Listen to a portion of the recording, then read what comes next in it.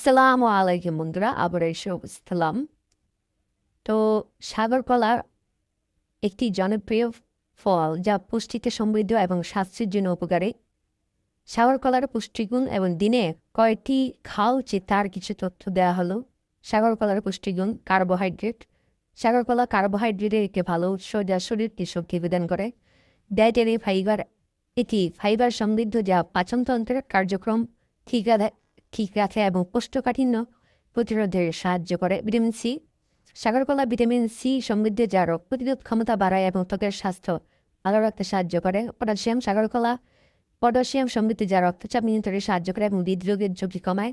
Vitamin বি6। সাগর কলায় vitamin বি6 থাকে যা মস্তিষ্কের কার্যক্রম ও রক্তশূন্যতা প্রতিরোধে সাহায্য করে। দিনে কয়টি সাগর কলা খাওয়া যাবে?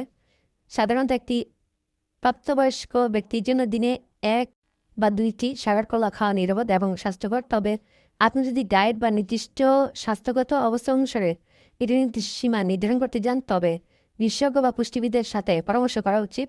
অতিরিক্ত সাগর কলা খেলে ক্যালোরি এবং শর্করা পরিমাণে বেশি হয়ে যেতে পারে, যা ওজন বৃদ্ধি বা রক্তে শর্করার মাত্রা বাড়াতে পারে। তাই সব কিছুই পরিমিত পরিমাণে গ্রহণ করা উচিত। তো বন্ধুরা, আজকে এ পর্যন্ত। আগামী দিন নতুন নতুন তথ্য নিয়ে হাজির হব। সে পর্যন্ত আল্লাহ হাফেজ।